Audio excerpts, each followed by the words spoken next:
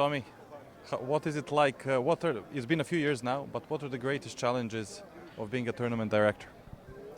Oh, well, you just wanted to obviously make sure that the tournament runs smooth every year. Make sure that the players, number one, are feeling great and excited to come back to the event, and of course the fans that they have an unbelievable experience.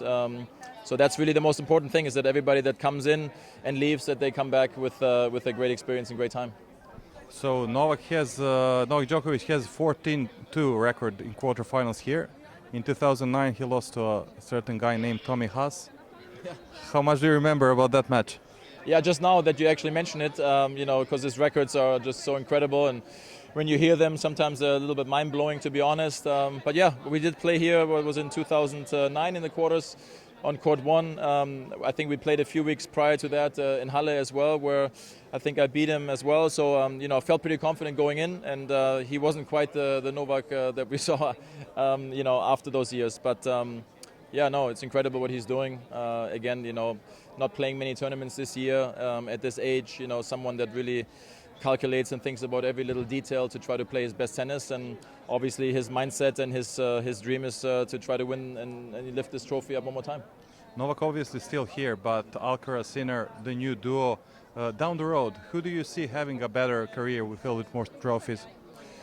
Really also depends, of course, if they stay healthy and fit, that those two guys can play at extremely high level and pretty much are dominating the rest of the field. We've seen that already now for the last couple of years.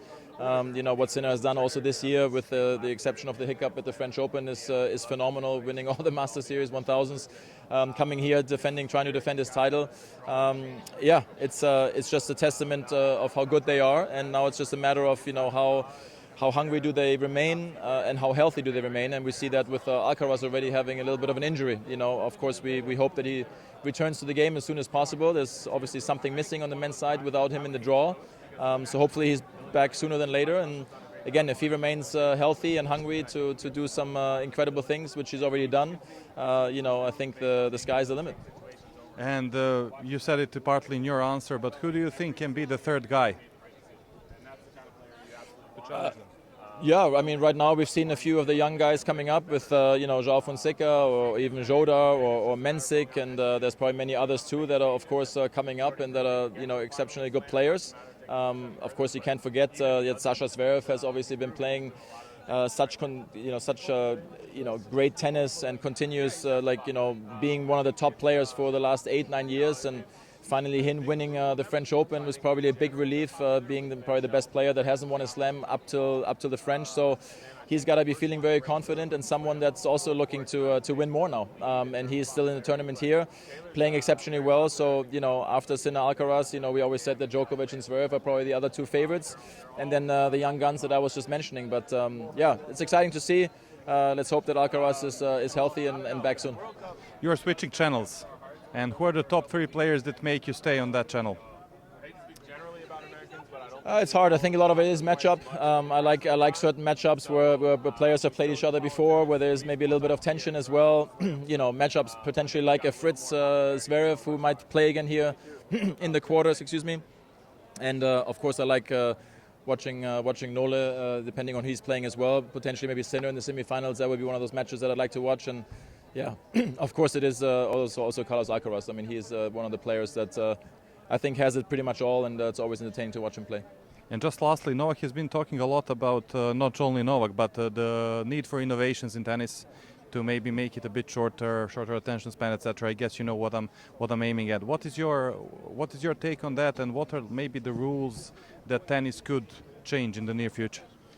It's a tough one. There's so many ideas, floating around for so many years, of course. Even at the Grand Slams, yes, you play best of 5. The matches are long, extremely long this year as well. But then you also have the entertaining matches like, Ferry and Dimitrov yesterday, right? It's a nail biter. It goes into a Champions tiebreak in the 5th set. Anything is possible.